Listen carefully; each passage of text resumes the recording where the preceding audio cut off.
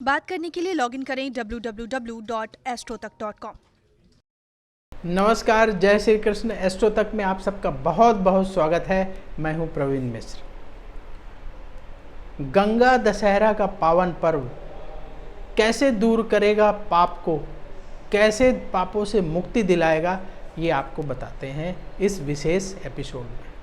देखिए, गंगा दशहरा एक बहुत ही महत्वपूर्ण पर्व है। जो लोग इसको जानते हैं, समझते हैं, इसका लाभ उठाते हैं। तो यदि आप अभी तक इसके महत्व को नहीं समझ पाए हैं तो आज का वीडियो आपके लिए बहुत महत्वपूर्ण है कि गंगा दशहरा के दिन क्या करने से पापों से मुक्ति मिलती है और मोक्ष का रास्ता खुलता है। बहुत ही महत्वपूर्ण दिन है क्योंकि इसी दिन गंगा माँ धरती पर आई थी। तो गंगा दशहरा इस बार 20 जून को पड़ रहा है। हर वर्ष ज्येष्ठ मास की 10वीं तिथि को, शुक्ल पक्ष की 10वीं तिथि को, याद रखिएगा, ज्येष्ठ मास की शुक्ल पक्ष की 10वीं तिथि को गंगा दशहरा मनाया जाता है। इस बार ये 10वीं तिथि पड़ रही है 20 जून 2021 को। तो 20 जून को गंगा दशहरा मनाया जाएगा। इसी दिन गंगा धरती पर आई थी। तो ये जो 10वीं तिथि है ना, ये कब शुरू होगी, कब ख़त्म होगी, ये भी आपको बता दें।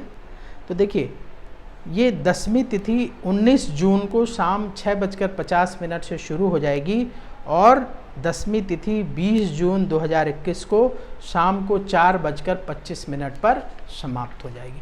तो ये तो 10वीं तिथि की समाप्ति का समय है। तो 20 जून को गंगा दशहरा मनाया जाएगा। अब आप गंगा दशहरा के दिन ऐसा क्या करें कि पापों से मुक्ति मिले। देखिए, जाने अनजाने में हम सबसे पाप हो जाते हैं। जैसे आप चल रहे हैं, रास्ते में चींटियां हैं, वो आपके पैर से दब गई, एक छोटा सा पाप हो गया। हमने किसी को कोई बात कह दी, उसका दिल दुखी हो गया, वो परेशान हो गया, ये भी एक छोटा सा पाप हो गया। हमने किसी के दिल को दुखाया, किसी को परेशान किया जाने अनजाने में, तो वो एक पाप है। पशु पक्षियों को आपने सताया, वो भी एक पाप है। जो लोग पशु पक्षियों को पिंजरे में रखते हैं ना, वो भी पक्षियों की बात करें, उनको सताने का काम करते हैं। तो पक्षियों को कभी पिंजरे में नहीं रखना चाहिए और पशुओं को कभी मारना नहीं चाहिए। पशुओं को मारना भी एक सताने का काम है। चींटियाँ जाने अनजाने में मर जाती हैं, वो भी एक पाप। तो ऐसे ना जाने कितने पाप जाने अनजाने में हमसे हो जाते हैं। पाप के बारे में कहा जाता है कि हम वाणी से पाप करते हैं, हम मन से पाप करते हैं, हम कर्म से पाप करते हैं और हमको पता ही नहीं लगता कि हम कितने पाप करते हैं।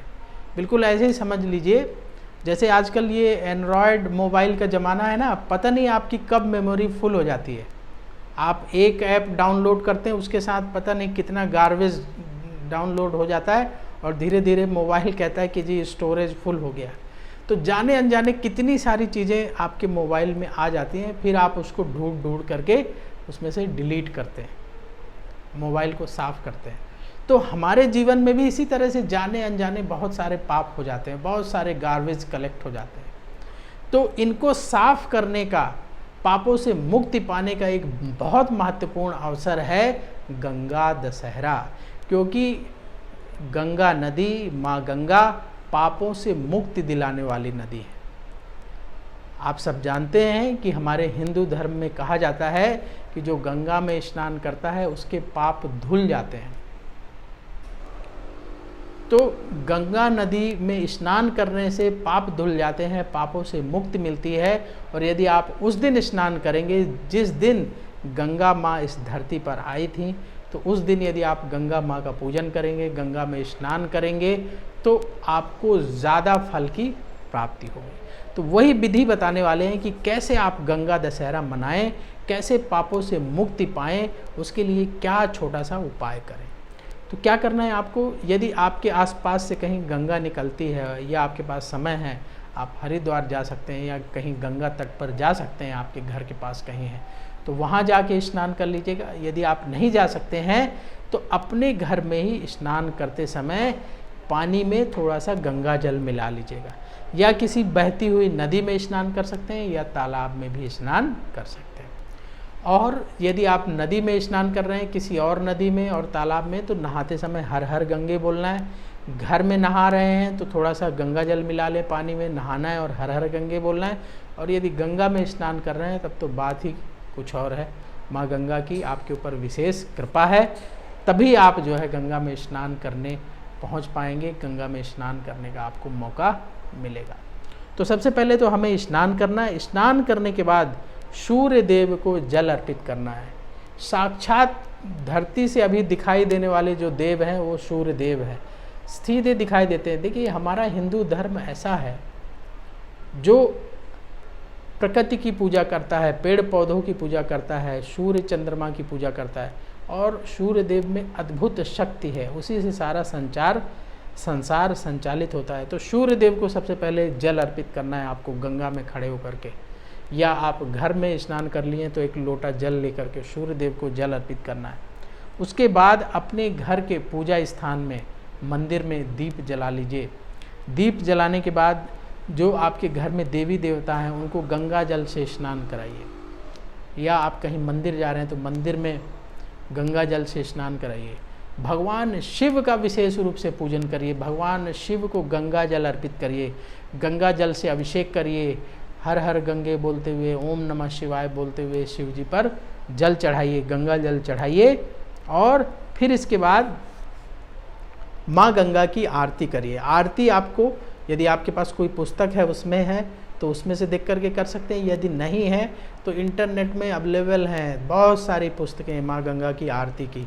आप इंटरनेट में माँ गंगा की आरती लिखेंगे तो गूगल बाबा खोज के आपको दिखा देंगे गंगा जी की आरती। फिर आप वहाँ से आरती ले लीजिए और गंगा जी की आरती कर लीजिए।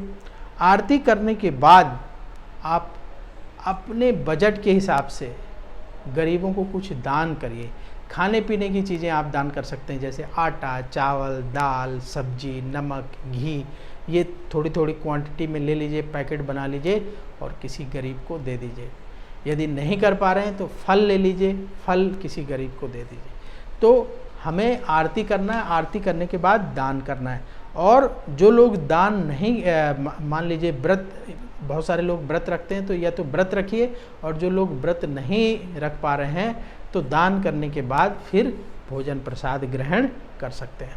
तो ये छोटा सा जो विधान आपको बताया, इतना करेंगे, माँ गंगा का पूजन करेंगे, देवी देवताओं को गंगा जल से स्नान कराएंगे, गंगा जल से खुद भी स्नान करेंगे, पानी में गंगा जल मिला करके माँ गंगा को प्रणाम करेंगे, गंगा जी की आरती करेंगे और उनसे निवेदन करेंगे कि आपको पापों से मुक्ति दिलाए। इतना कर लेंगे तो आपको गंगा जी का आशीर्वाद मिलेगा। और इस दिन जो दान करता है, गंगा में स्नान करता है, तो हमारे शास्त्र ये कहते हैं कि उससे पापों से मुक्ति मिल जाती है और मोक्ष के रास्ते बनते हैं। तो इस दिन का लाभ उठाइएगा, गंगा दशहरा का लाभ उठाइएगा।